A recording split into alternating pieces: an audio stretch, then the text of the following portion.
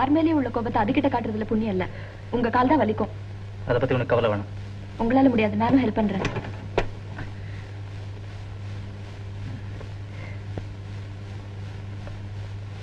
Bike போனா போகுது, உடம்புல ஒண்ணு அடிப்படலையே.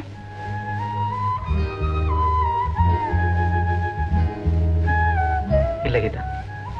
ஏன் இப்படி எல்லாம் நடந்துக்கிறீங்க? மனசுல பட்ட அடினாலதான் இப்படி எல்லாம் நடந்துக்கிறேன். கீதா, உனக்கு மைதாஸ் கதை தெரியுமா? எதை தொட்டாலும் தங்கமா மாறணும்னு வரம் வாங்கி தன் மகளை தொட்டுட்டு அவ தங்கமா மாறணும்னு வருத்தப்பட்டான். எங்க அப்பாவுக்கு அந்த நிலைமை வந்திருந்தா என்னை தொட்டுட்டு அவரும் வருத்தப்பட்டிருப்பார். ஏன்னா இவன் இப்படி மாறுவான் தெரிஞ்சிருந்தா இன்னும் குண்டாவும் உயரமாவும் வளர்த்துக்கலாமான்னு வருத்தப்பட்டிருப்பார். அவ்வளவு பேராசை. அன்பு இல்ல கிலோ என்ன விலைன்னு கேட்பார். சரி குமார், அதுக்காக இப்படி இல்லாம நடந்துக்கிறது. உங்க அப்பாவுக்கும் உங்க அன்பு தேவையா இருக்கும். உங்ககிட்ட இருந்தா அதை அவர் பெற முடியும். அது கொஞ்ச நாள் ஆகலாம். அது வரைக்கும் நீங்க காத்துட்டு தான் இருக்கணும். என்ன செய்யறது, எல்லாருக்கும் எல்லாமே கிடைச்சிருது இல்லையே.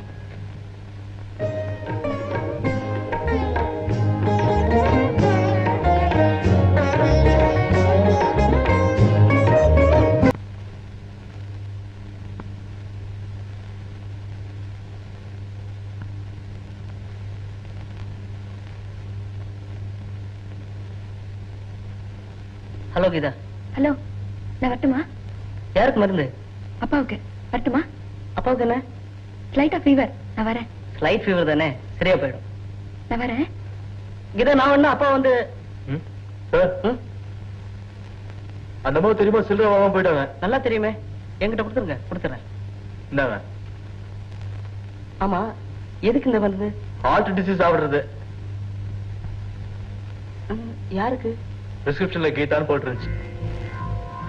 கீதாவா?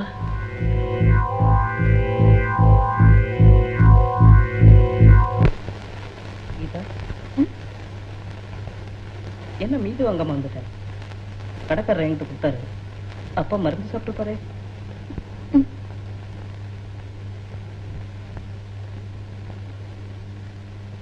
எங்க இருக்காரு? உள்ளதானே இருக்காரு.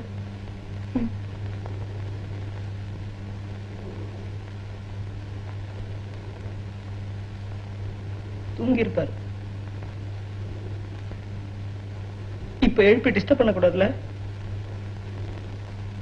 பசு கிண்டலா இருக்குல்ல. இந்த மருந்துல எனக்கு தான்.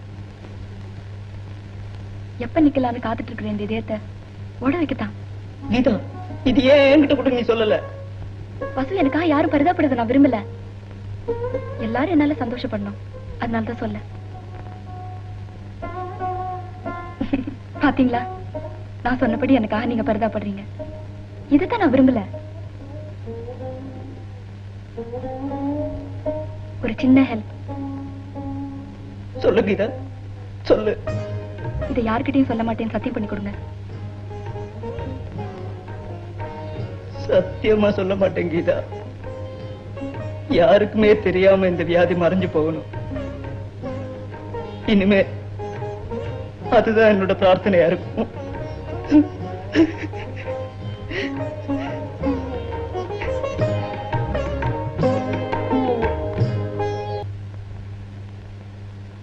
நடந்ததெல்லாம் தப்புதான், மன்னிச்சிருக்கீதா. தப்ப செஞ்சுட்டு மன்னிப்பு கேட்கறது ரொம்ப சுலபம். நீங்க இவ்வளவு மட்டமா நடந்துக்குவீங்கன்னு நான் கொஞ்சம் கூட எதிர்பார்க்கவே இல்லை. நம்ம ஃப்ரெண்ட்ஷிப் ஆரம்பிச்சு எத்தனை நாள் இருக்கும்? கொஞ்ச நாள் தான் இருக்கும். கொஞ்ச நாள் இருந்தாலும் உங்க அப்பாவுக்கு உடம்பு சரியில்லைன்னு சொன்ன உடனே என்னோட வலையில கட்டி தந்தேன். ஏன்? எனக்கு ஃப்ரெண்ட்ஷிப்போட உண்மையான அர்த்தம் தெரியும். இனிமேலாவது நீங்க தெரிஞ்சுக்கோங்க. இதா உங்களை ஏமாத்தணும்னு நான் அது செய்யல. நடிக்க சான்ஸ் கிடைக்கிறேன் வெறியில தான் அப்படி நடந்துகிட்டேன். கிராமத்துல வயல்வரப்புல மாடு மேய்க்கிற சின்ன சின்ன பசங்களை உட்கார வச்சு நடிச்சு காட்டுவேன். சிவா சிவான்னு என்ன எல்லாரும் கூப்பிடுறப்ப என் காதுல சிவாஜி சிவாஜின்னு விழும். நடிகன் அவனுக்கு இவ்வளவு ஆசை இருந்தாலும் இதை எங்க ஆரம்பிக்கிறது, எப்படி ஆரம்பிக்கிறது தெரியாது. ஒரு வெகுளுக்கு இதாளா.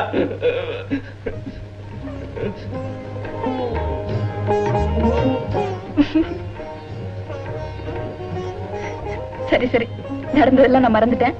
நீங்களும் மறந்துடுங்க. காஃபி சாப்பிட்டு போலாம். கோஷமா சும்மா சாப்பிடுறா.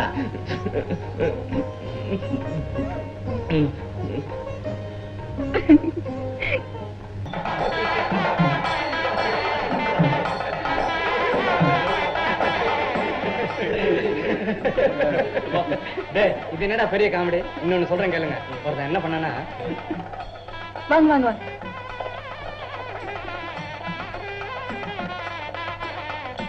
மாமா கண்ணு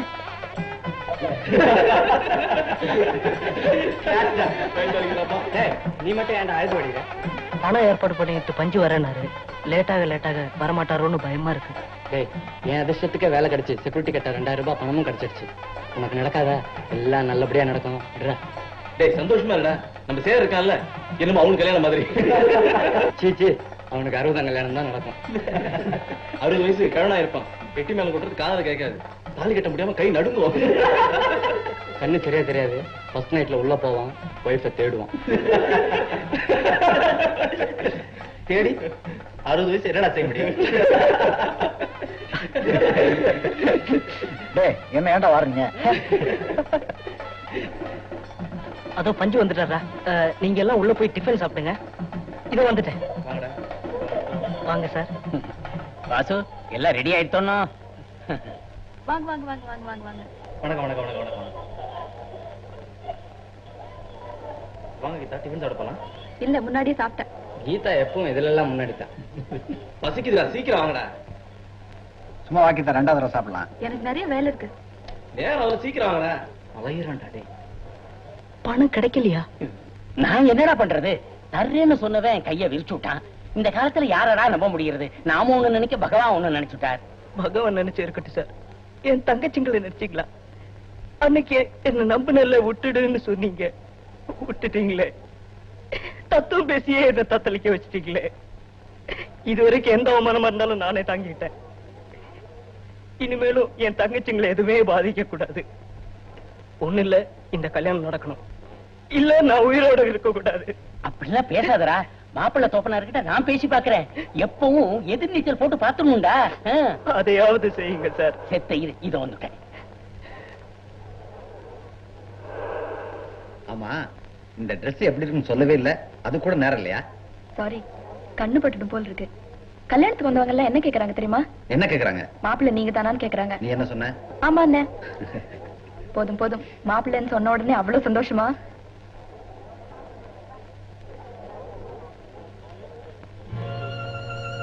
என்னடாச்சு? டேய் வாசு, என்னாச்சு? சேகர், கிளர்க்கு பணம் கிடைக்கலன்றாரு. என் வீட்டுல என் தங்கச்சிக்கு நடக்கிற சந்தோஷமான விஷயம் தான்டா. கல்யாணம் நடக்குமா சேகர்? நிச்சயம் நடக்கும்டா. பையனோட அப்பாட்ட பேசி பாப்போம். டேய், அதெல்லாம் ஒண்ணும் கவலைப்படாத, எல்லாம் நல்லபடியா நடக்கும். டேய், நீ ஏன்டா கலங்குற? இந்த கல்யாணம் நடக்கும். எல்லா பொறுப்பையும் நான் ஏத்துக்கிறேன்டா. வாடா போலாம், வாடா. அதெல்லாம் முடியாதியா.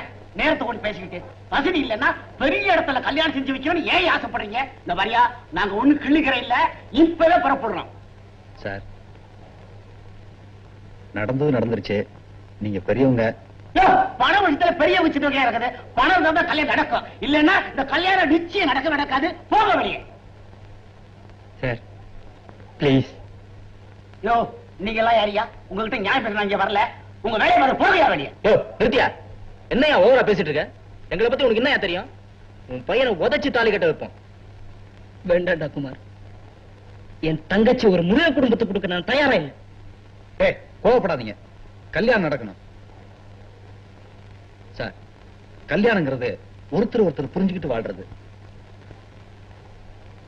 தயவு செஞ்சு அதை ஒரு வியாபாரமாக்கிடாதீங்க. கேவலம் காக்கா குருவியெல்லாம் தான் உணவை தானே தேடிக்கிறப்ப மனுஷனால சுயமா வாழ முடியாது. ஏப்பா, நீ நல்லாதான் இருக்க, நல்லாதான் பேசுற. நீயே கல்யாணம் பண்ணிக்க. ஏன் காக்கா குருவியெல்லாம் வாழ போனாலும் வாழ முடியாதா? வாழத்தான் போறாங்க. இந்த கல்யாணம் நடக்கத்தான் போகுது. சேகர், ஒரு நிமிஷம்.